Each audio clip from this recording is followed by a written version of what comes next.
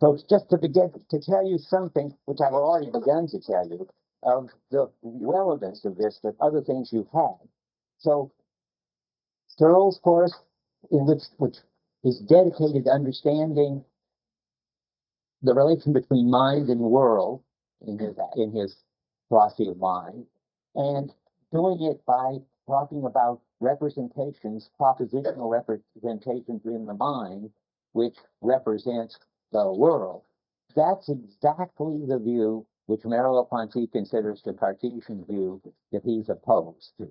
And it's important to have that because it's so neat that somebody should be defending, and in a very detailed and convincing way, the view that Merleau-Ponty is criticizing. Merleau-Ponty hasn't read Searle naturally, but he's read Husserl, who has some commitments, surely, that Searle doesn't have, and Searle has some developments that Husserl doesn't have, but at the level that Merleau-Ponty is objecting, they would be very, very similar. So, and I will put on the website, I have to explain this now, instead of making a reader of relevant papers, on the back of your syllabus, you see a whole bunch of relevant papers. I decided that I think it'll work to just have a virtual reader. A virtual reader is a website, I give you the number at the bottom of that, in which I will put all the papers that I think would be helpful, really good papers on Merleau-Ponty. There were, up to about 2 or 3 years ago, there weren't any. But suddenly, there's a bunch of good ones around. And I could add a paper I wrote putting up the Merleau-Ponty view against the Searle view. How many have had philosophy of mind? Is it worth it? Oh yeah, a lot. Okay, I'll put my Merleau-Ponty versus Searle paper on the virtual website.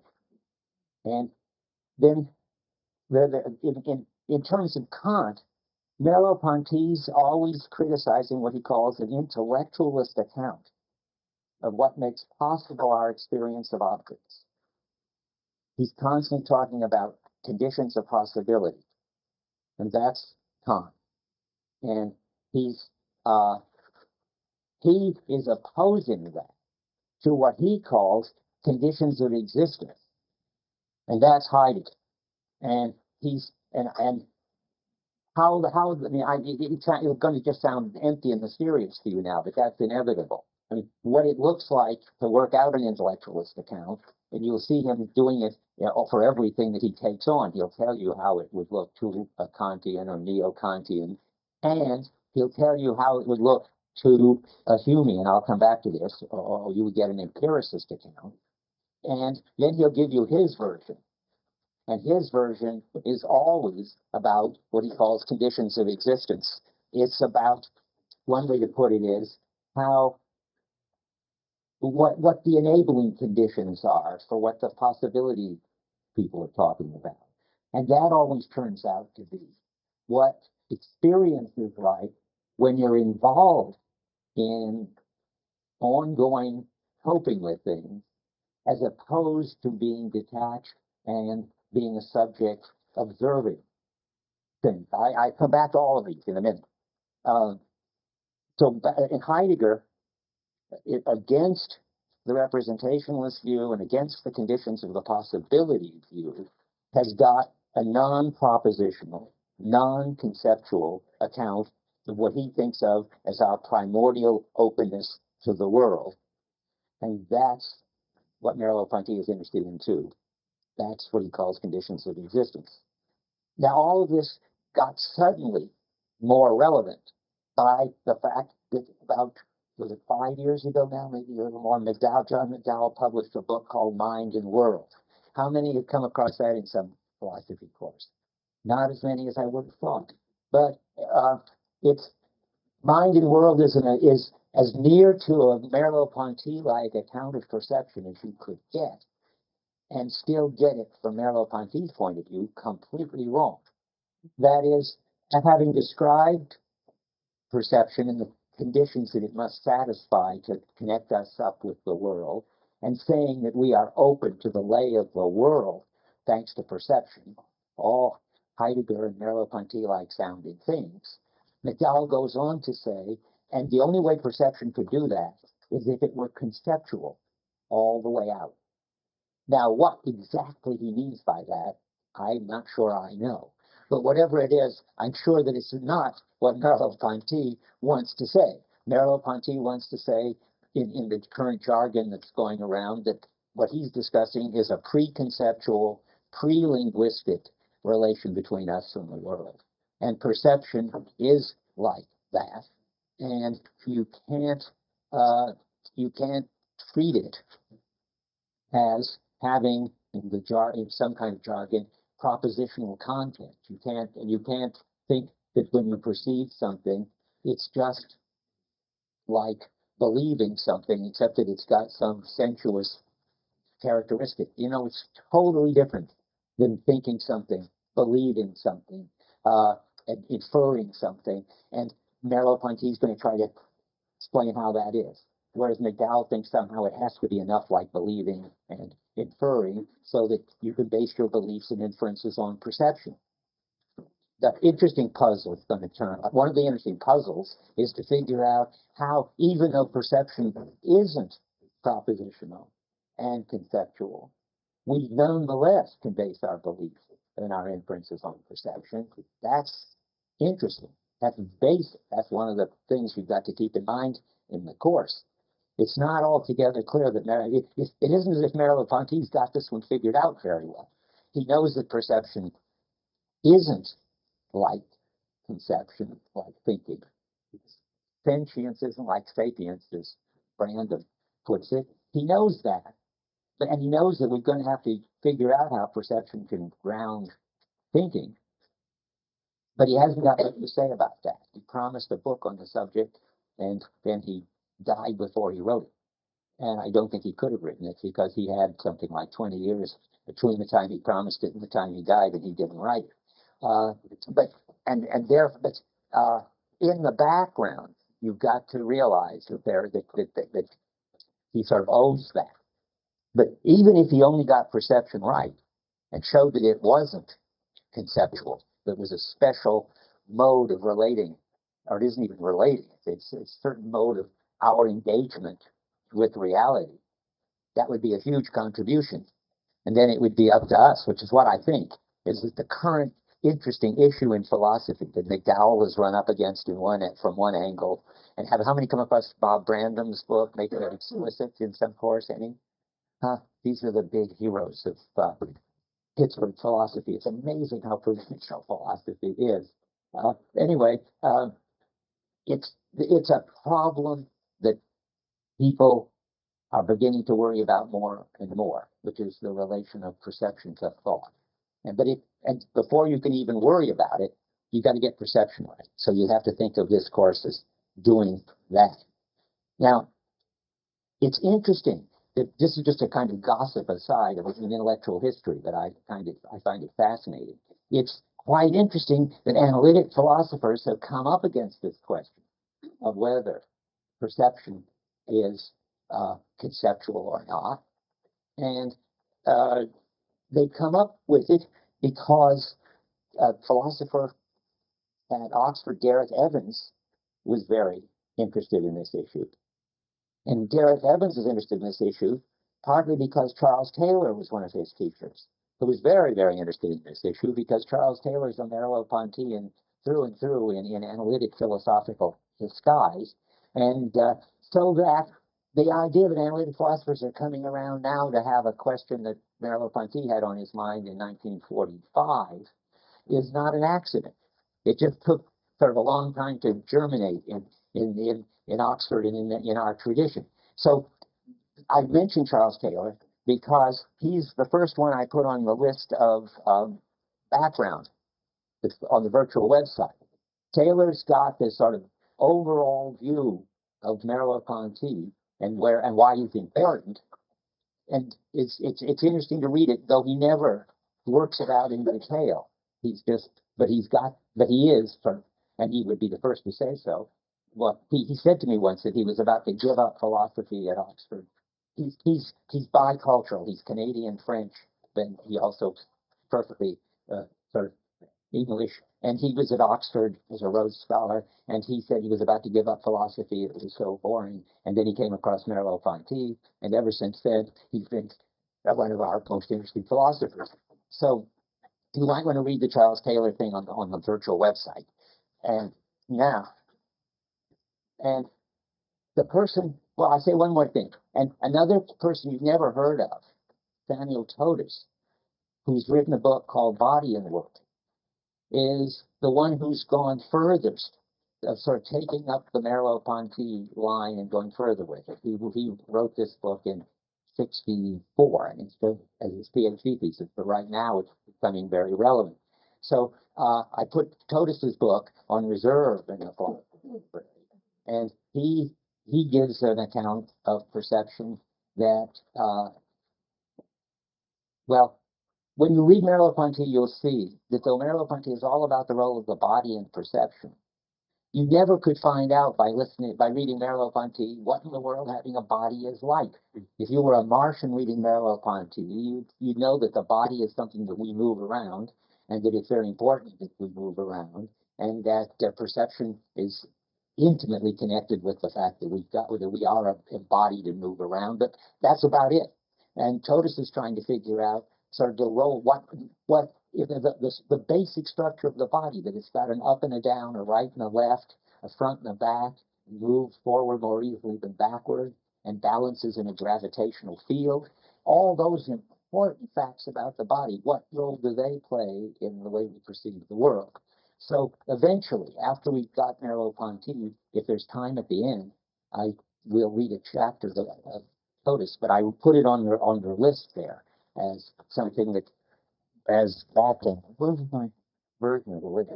I don't remember how soon I put him in, and maybe too soon. See, maybe I didn't put it in at all. Oh, that would be too late. Yeah, but it's not on my background reading. So I think of it as background reading for the last week. So you don't need to worry about it yet. But that's where Merleau-Ponty was heading. Okay, now let's see. Still a little bit more background, and then I get to the phenomenological method, which is where we should be starting. The Merleau-Ponty's relation to Husserl and Heidegger is something I mentioned. Merleau-Ponty, for reasons that I don't know, wants to think of himself as a Husserlian, not a Heideggerian, and he's going through contortions and distortions in the preface to the Phenomenology of Perception, trying to say that really he's the heir to what he calls the third period of Husserl, where Husserl became an existentialist. Well, that's wrong. It's nonsense. Husserl never became existential. And Merleau-Ponty was basing this all on unpublished manuscripts which he had read, which now that they're published, nobody can find some of the crucial sentences that Merleau-Ponty was basing this on. So don't read the prefaces, the moral of this. Start where my assignments start, with the on page with the book itself.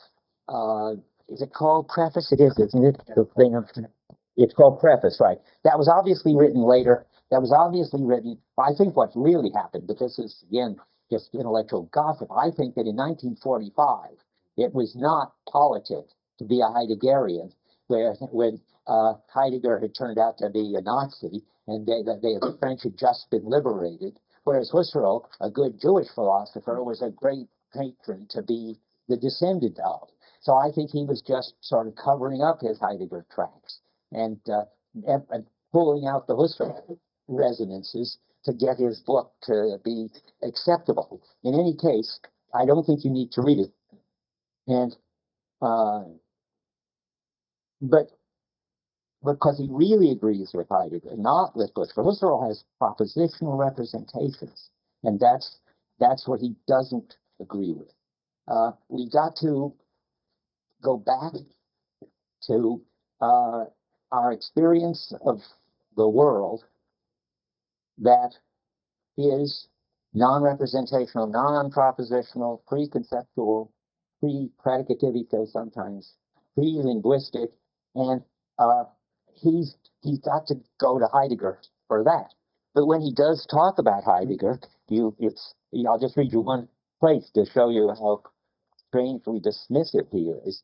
On the top of Where is it that he does this? Roman numeral 7. What? That's very interesting. I must be cracking up. Is it true that there's no Roman numeral 7, that it goes from 6? Oh, 7 is here. I see. And 8 is there. Okay, 7 just doesn't have a number on it. But at the bottom of the first page of the preface, which is Roman numeral 7, he's talking about how phenomenology tries to give a direct description of our experience as it is. That's fine for Husserl and Heidegger, without taking account of its psychological origin and the causal explanations which science, history, and sociology may be able to provide. And then, skipping a little, he says, one may try to do away, well, he's talking about how Husserl seems to be saying that and yet not doing that. And he says, when they try to do away with these contradictions by making a distinction between Husserl and Heidegger's phenomenology, which is the right thing to do, I think, yet the whole of Sein and Zeit, of being and time, springs from an indication given by Husserl, which amounts to no more than an explicit account of the natural world concept, the natürliche Weltbegriff, or the Lebenswelt, the life world, which Husserl, toward the end of his life, identified as the central theme of phenomenology. But the basic thing to see is that when Husserl talks about the life world, it's always from the point of view of a detached observer looking at objects. The big switch in Heidegger that Merleau-Ponty is taking up is that they want to describe human experience when you're most engaged, when you're in the flow, when you're actually coping with objects in the most skilled way. It isn't even enough just to sort of observe an object while walking around it, which is the nearest Husserl ever got to an engaged attitude, is to describe what it's like to walk around a cube that he had on his desk. No, you've got to actually, in Heidegger, be hammering. In Merleau-Ponty, you've got to be perceiving the world and trying to get a better look at it all the time. And that's the switch over from Husserl to Heidegger, which he knows he's got, but which he isn't going to tell you about. So now let's go to the phenomenological method that he's got. Husserl's phenomenological method is detached reflection on your experience while you're observing. Now, Merleau-Ponty's is to describe the world while you cope with it. I can't find him saying exactly that, but I'll give you a few references. By the way, what I'm doing is telling you things from the preface that I think are important, so that because I don't think you should read it, it would just confuse you. But at the bottom of the first page, he says, it's business about I've read that, giving you a direct account of experience. That means don't take what neuroscience tells you, don't take what physiology tells you, don't even take what common sense tells you. You've got to go back and look, and it's very hard to look. And he says, I'll skip ahead because now that I've said it, it's very hard to look. Someplace he says, nothing can be harder than to describe experience. Where is that? On page 58. Oh, must be 58 of this one. It is. Then I have to tell you where it is in that one. Yeah, oh dear, I had it in this one. That's so funny. And now, why don't I have it here? I just didn't type it in. I don't think it's a good idea for me to spend time looking for it right now. I'll just read it to you.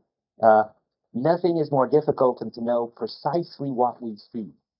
There is a natural intuition. There is a natural intuition, that is just seeing things, a sort of crypto mechanism, which we have to break in order to reach phenomenal being. Or again, a dialectic whereby perception hides itself from itself.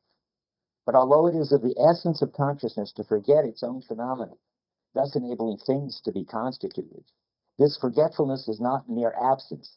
It's the absence of something which consciousness could bring into presence. In other words, stop with that. So that those of you who had the Heidegger will recognize this claim, which is that phenomenology deals with something which, in Heidegger language, withdraws or remains hidden, so that you can have experience of objects. But this is though it withdraws and is hidden, it's not absolute, it's not unconscious or inaccessible. It's just hard to get at. And the job of phenomenology is to get it. Merleau-Ponty has, well, Heidegger's main way of getting it is breakdown. So when equipment like hammer ceases to function well, you become aware of the world and a lot of the background that's involved in being able to use equipment. Never mind that for those who haven't had Heidegger.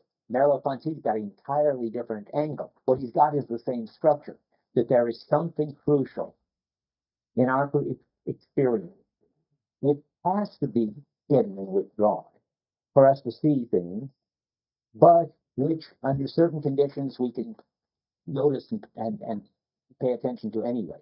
The example I use when I teach Heidegger comes from Merleau-Ponty. When Merleau-Ponty, I listened to Merleau-Ponty's lectures at the College of Film a long time ago.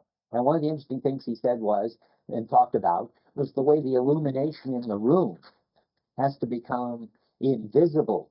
You don't notice its color, its brightness. Or if you didn't have any lights, particular lights, you could just have general illumination. The illumination is what you don't see, and in order for you to see the objects. If the room was full of dust, it's so that it was as if you could see the illumination, you couldn't see the objects. So the way perception works, a lot of what makes it possible to see objects has to be done, so to speak, outside of your main focus. And that's what he wants to talk about. Now, how do you talk about that? Well, you'll see he has at least 3 techniques, which he never just sort of lists, but I can try to list them. So he he's got breakdown cases. Like height, it's got to be breakdown cases. It's got to be cases because when perception is going just fine and you're all into it in a flow, you're not going to notice what makes it possible for you to perceive things. The first thing he's got is lots of neuro cases, which is something getting more and more popular. He was way ahead of his time, I think, to be a philosopher who draws on all kinds of brain injured people, stages of various, to see what it's like when one of our perceptual capacities is missing. And then that helps you realize what this missing part is like by seeing what it'd be like to be somebody with a certain kind of brain injury. There are lots of interesting cases, and you'll get them as you get them. First, Yeah, first, yeah. you're now going to explain Merleau-Ponty's method. What? For getting at, you see, it's so hard to see that what's really going on when you perceive all the background that work that the phenomena are doing, like the color constancy and the brightness constancy and the stability.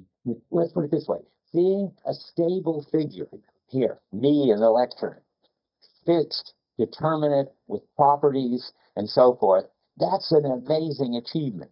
Of course, it's a big achievement on the level of what the brain is doing, but that's not our business. We can't deal with that. We're not neuroscientists. But it's an amazing achievement on the level of phenomenology. You can actually get at it in various ways. So it's what is with how is it on 58? Nothing more difficult than to know what we see. Yeah, but then that turns out to mean not just the objects we see, but our experience of seeing them is one way to put it. We've talked about that. So, because perception hides itself, that is, we see the objects, but I see why you're asking this, but he wants to say, yes, but the consciousness forgets its own phenomena, enabling things to be constituted. And that means that there's something going on that enables us to see objects. And we're conscious of that too, but only marginally. What confused me was you started talking about what makes it, an investigation is what makes it possible to see them. But of course, that's entirely separate from the investigation of what you saw all along. You don't see your neural state. No, right. Those would make it possible. Right. So that, Okay, I guess that's where one should say, not, not scientifically possible, not even logically possible, but this story about conditions of existence, what experiences of objects makes it possible to, what experiences make it possible for us to see stable objects, which, when we're looking at stable objects, we're not paying attention to those experiences. Let me, it helps to go right on from that, because you're not going to find that out directly by looking at these neuro cases, although you will learn something by seeing what specific lacks that people can have. But the one way you can see it directly, he thinks, is to see what artists do, and particularly Cézanne, who thinks that Cézanne was actually, I guess, the great phenomenologist of perception. That Cézanne was able to paint a painting that slowed down and brought in all the factors that contribute to seeing an object. So that when you saw his painting, it wasn't like seeing a finished object made in the days of perspective and so forth. It was as if an object was coming into being as you looked at the painting. You'll never see Cézanne again once you've read this article. Certainly, now I could spend hours in front of Cézanne. Got one in my office. But Merleau-Ponty is trying to get what Cézanne saw. And now that's something to read soon. And I'm going to have that on reserve. I can't put that on the virtual website because it's in the book, Sense and Nonsense, which is, and you can take it out and Xerox it. But there is an article there, Cézanne's Doubt, in which he tries to show how Cézanne manages to describe our experiencing of objects instead of describing, or paint our experiencing of objects instead of painting the objects as we finally see them as finished. He paints what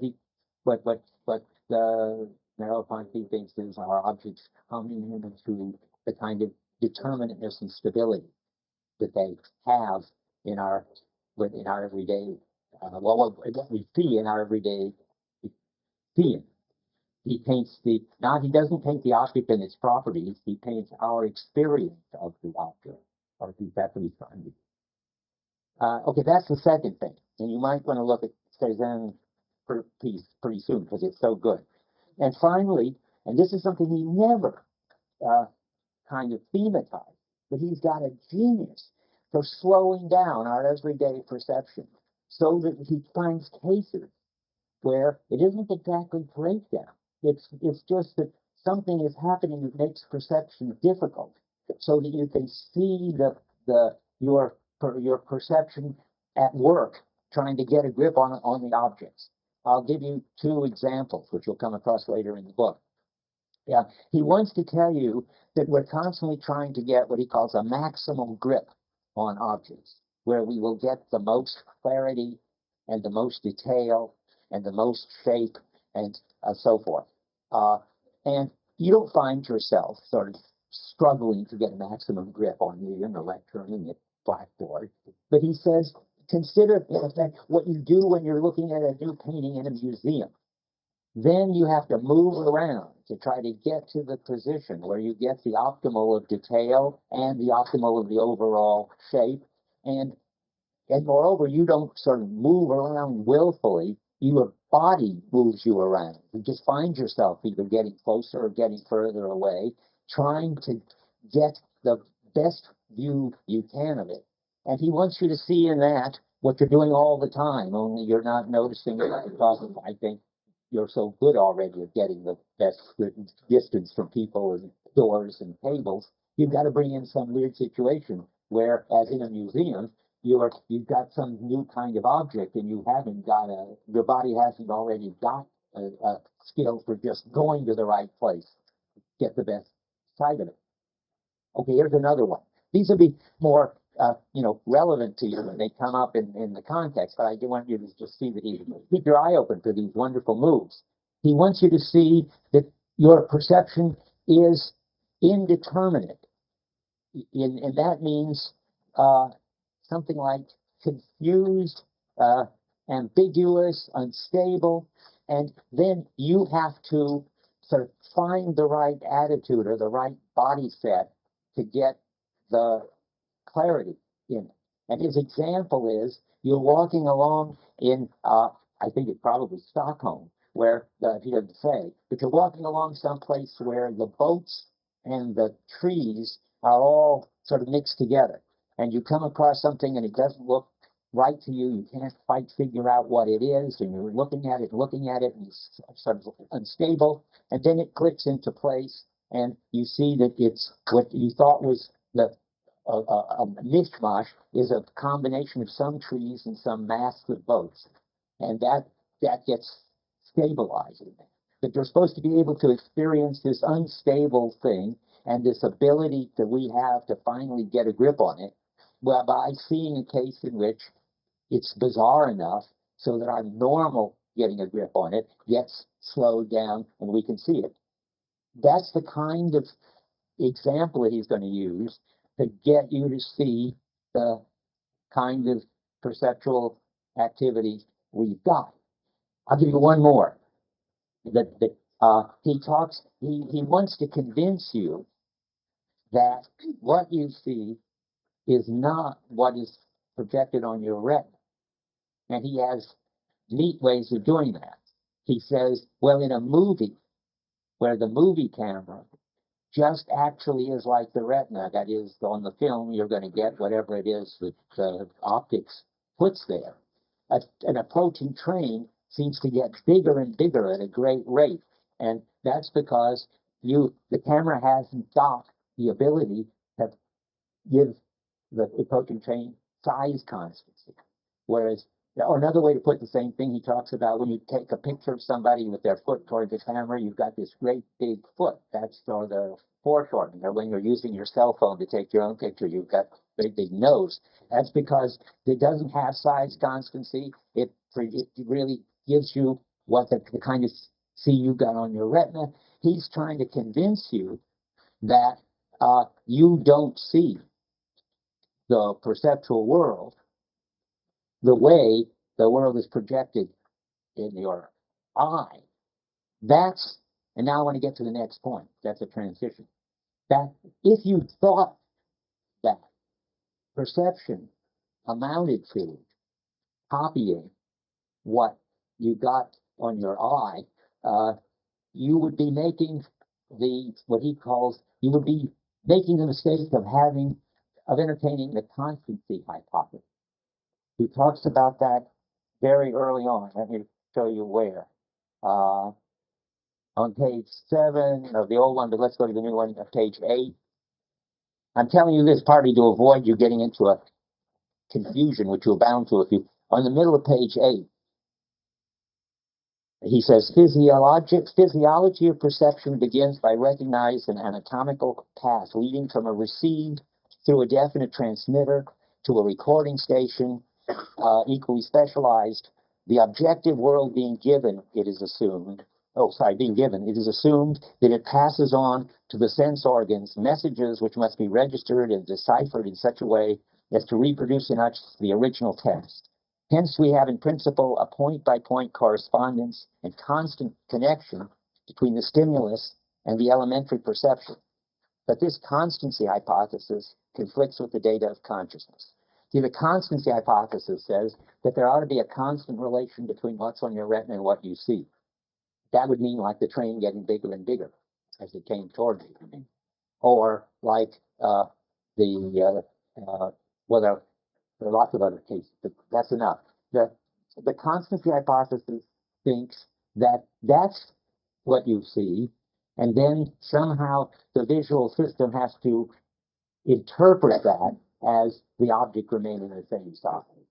Has to do something with this constancy data that you're getting from your sense organs to fill it in or fix it so that it looks a stable size. The second. And so the constancy hypothesis is a wrong view that leads you to think that somehow the job of the visual system, and the job of perception is to compensate somehow for our direct experience of what is hitting our sense organ.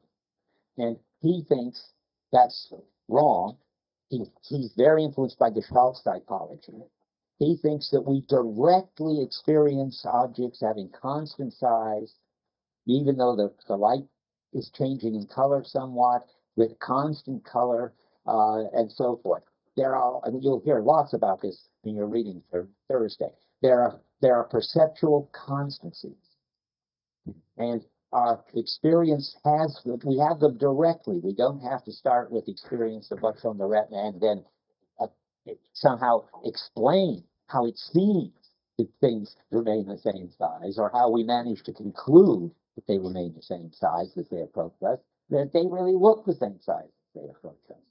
Unless, of course, perception is broken down. If something gets really far, so close to us like this, then then you don't know what size it is. Or, as I like to look from airplanes, you may have done this, you see that the houses and cars and everything look the size they look as you start to take off. And then all of a sudden, I've never been able to catch exactly where and how it happens. They look like little toy cars and little toy houses. You've broken out of the perceptual constant, the size constancy thing. And then you're getting really what's registering on your retina, little tiny cars and little tiny houses. So, but now the thing I want you to notice is the constancy hypothesis is, he thinks, a mistake of assuming that we got the experience of what our sense organs pick up. The constancy phenomenon is his name for what he thinks is right. That we see things as having constant color, shape, size, and so forth, even though we pick them up in all sorts of incomplete and distorted ways. I don't know, it took me years not to get confused about that. Whenever you just got to remember, just bear in mind the constancy hypothesis is bad, and the constancy phenomena is the Gestalt answer to the constancy hypothesis. It tells you that the constancy hypothesis says there's some kind of direct correlation between what the sense organs are picking up and your experience. The constancy phenomena says, no, there isn't. That you experience stable objects with stable sizes, not what your sense organs are picking up. And okay, he wants to take them. Yeah. So, the big half of the constancy thing, it does follow the constancy hypothesis and get a camera? Exactly. A camera has got the constancy hypothesis. So let me give you another example. He doesn't use this one, but he could. You think that, well, he does say, notice that when you've been outside in what looks like normal light, and you come into, or you look into the window, let's think of a snowy evening, and you look in through the window, and the room inside looks all yellow and orange, and then when you get inside, then it looks like the room's got normal light, and outside it looks all bluish. That's because the constancy hypothesis story is, how do I put this now? The room that you are in, you see as having a constant normal color. And, but I made it more complicated for myself. But when you look out of that room into some other outside, for instance, then you're outside of the constancy, like when you look at the tiny cars, and the fact that there's bluish light coming from out there makes it look bluish out there. So, so constancies can break down. But normally, you don't even notice that the color of the light is changing. The constancy phenomena fixes it. I forgot what I made it more complicated. My version is simple. You in the old days when you had Kodacolor film and Kodachrome film, it said on the box, don't take pictures within an hour of sunset. And why? Because if you did, they all turned out to be all oranges. Because you didn't notice that the light had changed, because your color constancy fixed it. But the camera, again, I'm still talking to him, but you see the point, the camera hasn't got color constancy. I think by now sophisticated digital cameras do. I think you can take a picture within an hour of sunset and it still looks normal. But the old just plain film was being just like the retina to the with a lens in front of it, and it exactly had the constancy. The constancy hypothesis was right about it. And when you turn that into a story about your experience, the constancy hypothesis is wrong. Because within the limits of the perceptual constants, you don't experience what's happening in your eye. And that's what that distinction is trying to tell you. Yeah. Can you say something more about what you mean when you say we experience constancy phenomena directly? Because the idea that constancy can break down would seem to like there's some kind of deviation happening at some level, but maybe it's sort of a personal type level. So I see. Okay. Good, Good question. add a question to that question. Yeah. What happens to Merleau-Ponty when the constancy break down? I think these are all the right good questions. Let's take Alvis first because I find that easier. It seems to me that what happens when the constants break down is you experience the truth of the constancy hypothesis becomes true. Your experience is directly correlated with the frequency of light and the size of the object as it is on your retina. Is that because you're less engaged with the world in your situation? No, I don't think so. Although maybe I have to think about that. No, I don't think so. I don't think so. But let's just think it out. No, because when the sun gets low enough, you experience it orange. I mean, even your constancy hypothesis, if the story breaks down, and you get say often, at least say half an hour before sunset, everything starts looking orange. Yeah, that's not because you're less engaged. I see why you might think so from the airplane. It looks like when you're not on the ground anymore dealing with these objects, but you're way up there contemplating them, your constancy story breaks down. But I don't think that's right. Because if you're just on the top of a building and not engaged with the cars on the street, and a normal sized building, not the Empire State Building, they don't go wrong. It isn't a question of engaged disengagement. Well, don't add me another one yet. I'm just gonna add more. Okay. Okay. So I have a friend who's like really good at, and I've never been good at artistic, right? Like he can see like the exact colors, shading differences, and gradients as they move along, shadows and stuff like that. I can see that.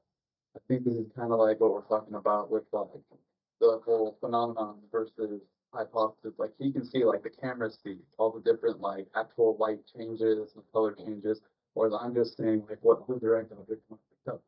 No, Wait, yeah, you can do that. This is related to the Cezanne Doubt article. One thing you could do as an artist is see things as always breaking down the constants, as always from the point of view of the constancy hypothesis. For instance, when Monet paints the Rouen Cathedral, I don't know if you've seen this, at all hours of the day, from morning till night, he paints it reddish, and he paints it whitish, and he paints it gray, and so forth. He's learned to see, like your artist friend, the color experience without constant. That's what the impressionist is. But and you can do that. That's you get into a very, very special detached attitude, not just any old detached attitude, because I can be detached about this. You've got to be trained to do it, and then you can see it. You can see what your sense or what your eyes are picking up. right.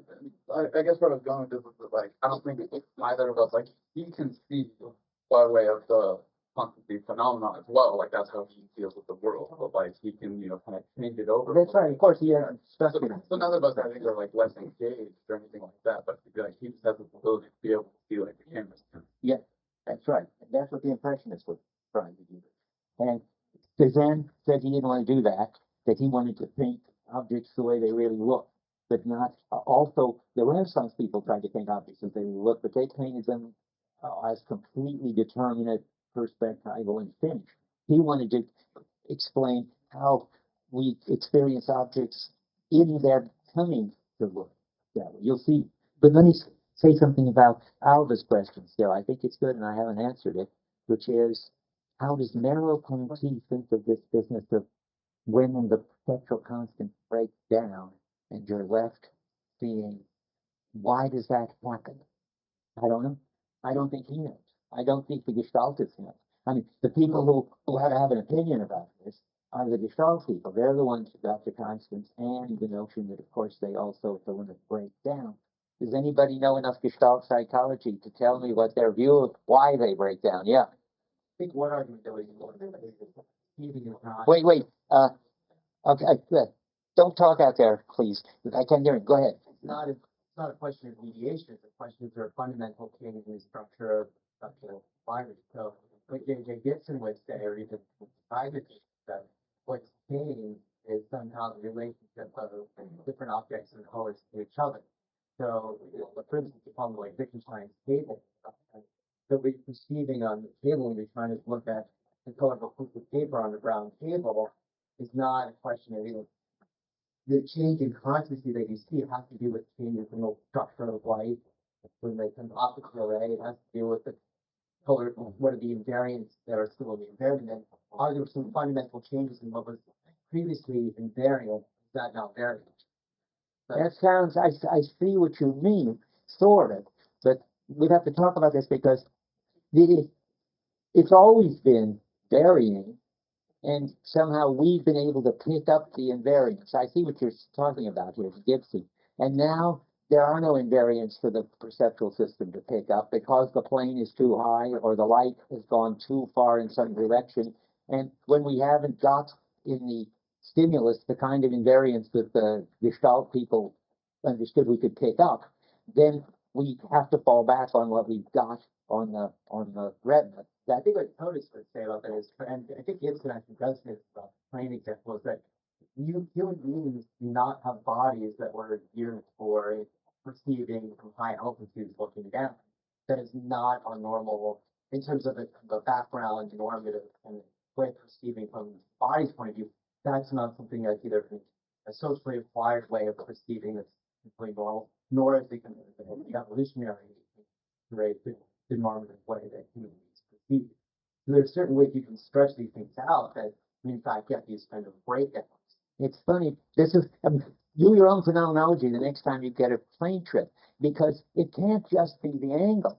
Because for a while you're looking down, it's still okay. Like it would look if you were on top of barrows looking down, you could definitely see the cars the normal size. It's a combination, and that makes Gibson happy. A certain combination of the looking down and the lack of detail maybe that you get from at a certain distance together will give it to you. But anyway, the basic point is, I think the argument should say that it's a job of psychologists to figure out what keeps the input, what invariants in the input make us able to see the constants, and they can make experiments, which they do, where you change those and you lose the constants.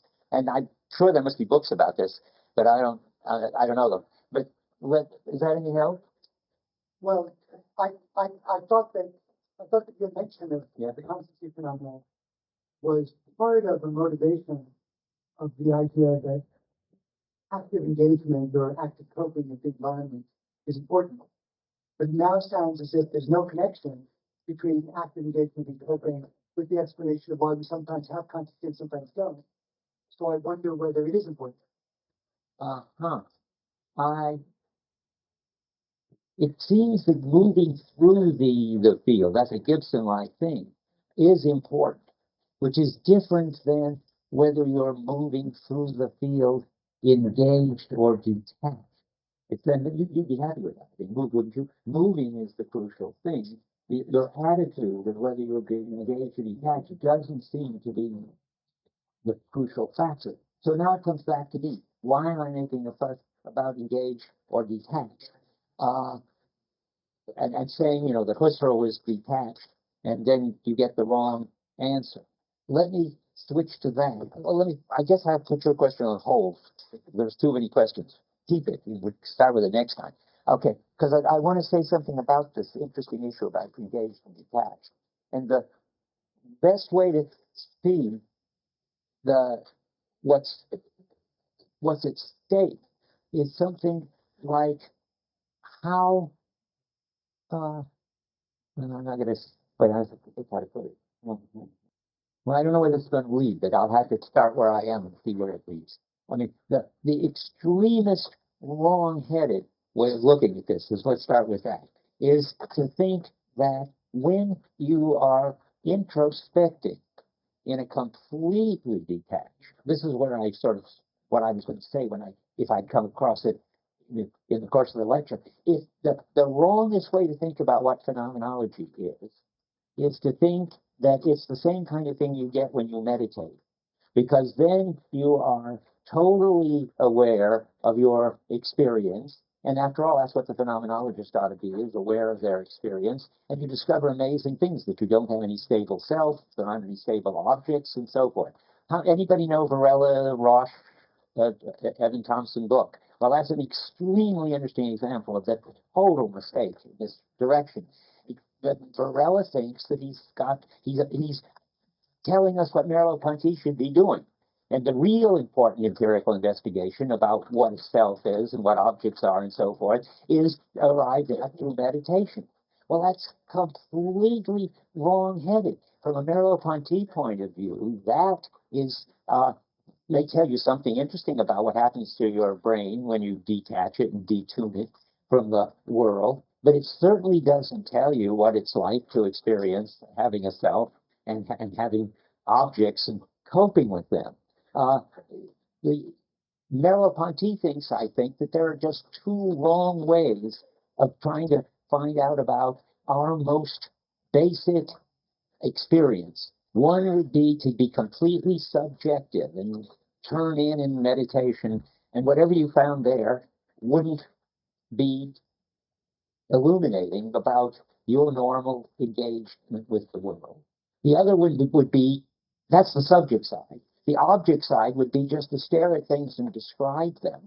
That also, and that might be your impressionist story, that wouldn't tell you about your direct engagement with the world.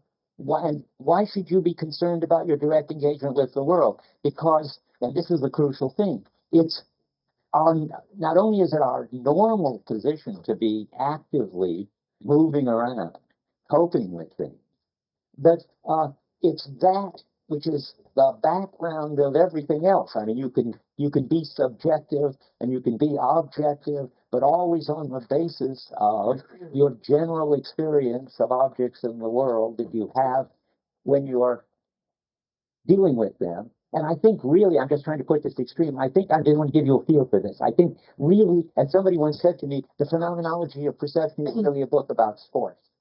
Why is it a book about sports? Because it really says, if you want to understand people's relation to the world at its best, then you ought to look at what an athlete in flow is finding. An athlete in flow isn't finding that they've got a subjective self with inner states that they can contemplate in meditation. And it isn't finding that there's some object over there opposite them which they can contemplate the properties of. Whatever it is that athlete in flow is experiencing, it's something that is not like subjects and not like objects, but it's this business of being in the world, where that with hyphens, where you are totally engaged in the situation. The way Merleau-Ponty puts it at one point is that Descartes has got us stuck with the two kinds of being ontology. There's the being of subjects and their inner states. There's the being of objects and their properties. And we need a third kind of being. And the third kind of being is really the being of athletes in flow, if you want to put it that way. It's the being absorbed in dealing with the world. And that's supposed to be us exercising our perceptual capacities at their best. And that's why the phenomenologist wants to study that, and why the phenomenologist has, so to speak, from the phenomenologist point of view, the right to say that what you discover in meditation is like breakdown. It's like detuning your television set and seeing a lot of static on the screen. You can do it, and the static will tell you something about how television sets work, and the pictures weren't real, but it's a breakdown situation. And the same if you just sit and stare at objects. That's a breakdown situation. If you want to understand what perception is like, you ought to understand what it's like when human beings are behaving at their optimal relation to the world. And that's what he's going to do. Now, I got to stop. Let me hear your question again. I don't think I'm going to be able to answer it in 1 minute. It would directly fit it. Okay. Yeah, we directly, yeah, let me try. Give me 1 more minute. That's a challenge. He's asking me, why do I say we directly experience objects with color constancy, size constancy, and so forth? But when clearly there's a lot of processing going on in the brain, and there's a lot going on too in the visual hoping. Directly is meant, and this is the first approximation, directly is meant to be the opposite of that.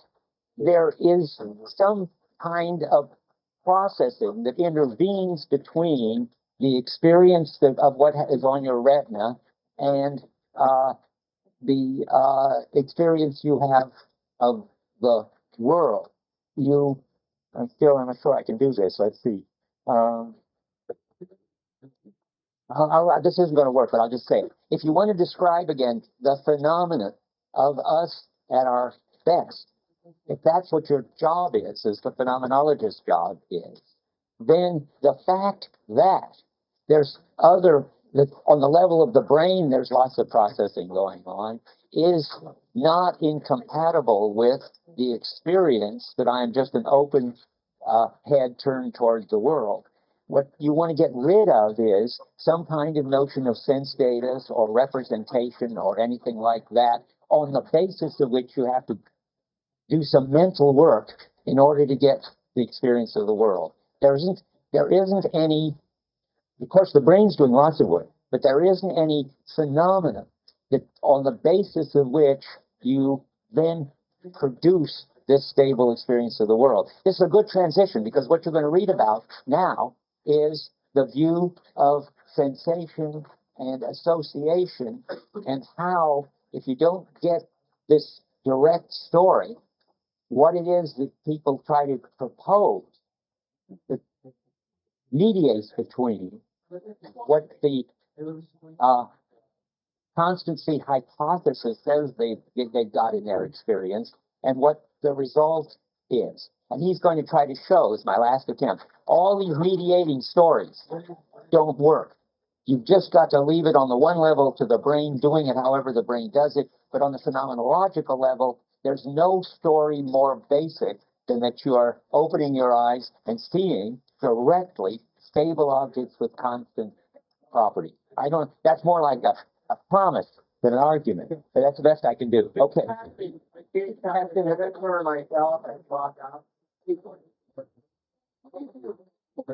Yeah.